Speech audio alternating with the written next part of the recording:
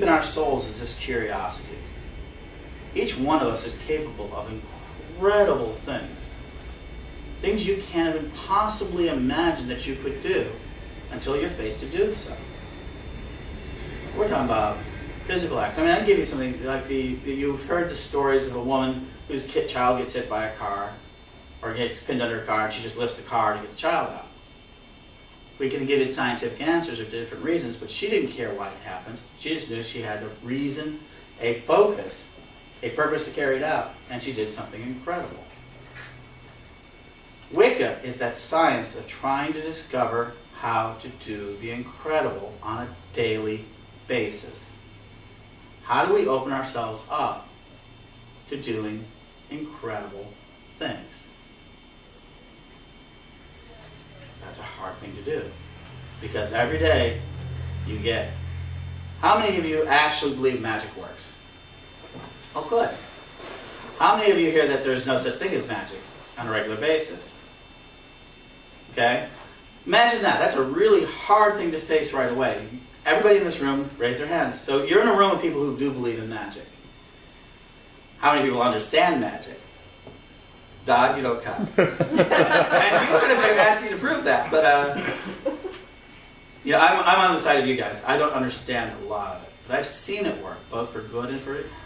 If you've seen the movie What Do We Know, Mm-hmm. the physics is working on the quantum level exactly what you're talking about magical thinking. That's what our training manuals around here. It is. It's okay, and scientific. Now, one of the things you have to understand is all science, modern science, is based on some of the principles of Wicca and magic. Now, I'm going to get into a little bit about what it is, but what is chemistry but alchemy derived from a lot of its spiritualism? Astronomy is an extension of our ability of astrology. Our building of buildings come from us building monuments at one time. Yeah, we built monuments, and now we build our own monuments to ourselves. You've got so many things. The most important one that I always go out is that 150 years ago, if you had a headache and your medicine woman, your healing woman, hadn't been caught and run out of business, you'd go down there to ask her, I really have this terrible headache. And she said, well, I can beat this. All I'm going to do is I'm going to go down to the willow tree, take the inside of the bark, grind it up, and make it into a pill, a lozenge. And you take 2 of these every day, and your headaches will go away. Sounds pretty weird, doesn't it? It does, but today, we would tell, the doctor would say, go get 2 aspirin, same medication, same thing, and give it to your patients and give me a call. The thing is that a lot of this stuff, medicine, herbalism, is about observing the natural world and trying to use it. And our society, in our very industrial society, which I'm grateful for in many, many ways, does try to take out what is once magical, what's mystical, what's observational, what's understanding of nature, and takes it and commodifies it. Believe me, even to the point of what is. And Wicca began in that same sort of way. Prior to the 1950s, you had a lot of we had witchcraft movements, New Thought movements, lots of people who would call themselves traditional witches, and something dramatically changed in the 1950s. A gentleman by the name of Gerald Gardner basically mass-produced the first Wicca books.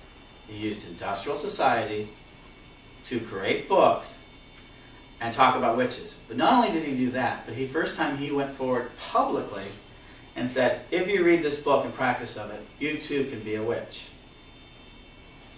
Prior to that, Wicca, and he basically brought the name Wicca to the forefront. A lot of people say he coined the phrase to establish his idea. Prior to that, it existed in all sorts of different forms, just like a lot of things do in this world. And industrial society likes to give labels to things. So we became Wiccans, and we finally caught up to the industrial society. But prior to that, it was all sorts of things. Don and Crystal are from a family that practiced it here for well over 100 years in one form or another.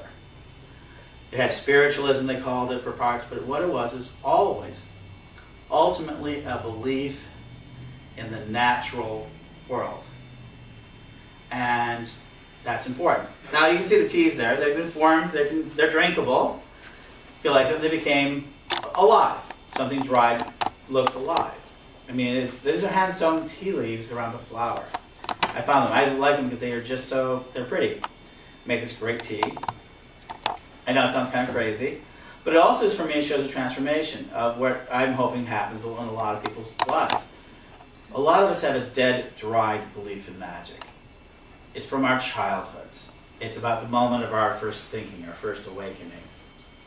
And what it is, we don't really believe it anymore. We want to, we try to, but we don't believe it anymore. And so we get there and things can be this. So we hope that today's open house is like water for you. We hope that it gives you back some of your ability to portray childhood, the idea of it. Because children are the best magicians in the world. They get what they want, one way or another. And they're targeting. I mean, anyone's seen it. They'll do anything to get it. They'll make wishes, they'll beg, they'll plead.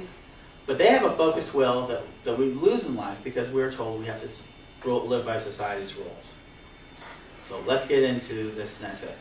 The one thing about being a witch is, why would any of you be here in the 21st century to be a witch?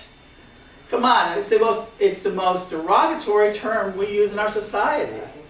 We use it for a substitute for the word bitch on a regular basis. We have a term in society called a witch hunt, which means you go out and hunting people.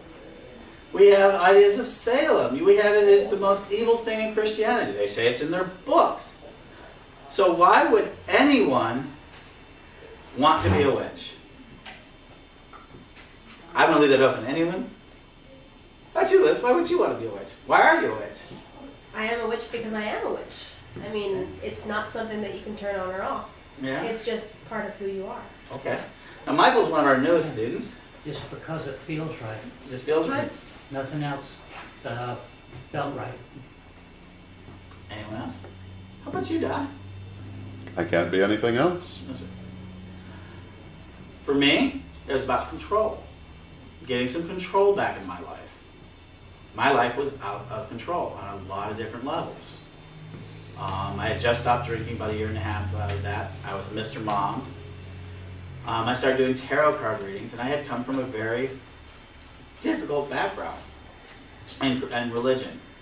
I believed that, actually, let me be frank with you, I thought the world was going to end in 2000. And I was pretty convinced of it up until I became awakened in 1991. I mean, I was 1990, it became, but by that point I just stopped thinking about the end world was going to come in. Because that's a big difference. One thing I'm asking you to believe today is that the world is not coming to an end just because we're on it. We might come to an end if we do it ourselves in, but the world's not coming to an end, and I'm going to ask you to believe that the world has got some time. It's been here for a long time. There's probably some dinosaur philosophers saying, we're getting too many of us, we're eating in the herds, we're eating everything, and when we're gone, there's nothing going to be left. And voila, the little mice that were standing around goes, oh yeah, it's our turn next. And there might be some species on the side just going around going, wait till those humans are done, their time's going to come up.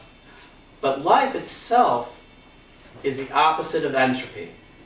Life itself organizes itself. It changes, it mutates, it evolves, and it becomes more. If you believe anything, it becomes more. Human beings become more, ideas become more, and now we're on the edge of an incredible change in society. And people have now studied, wake up, being magic. So, how do we reach that? How do we reach that moment?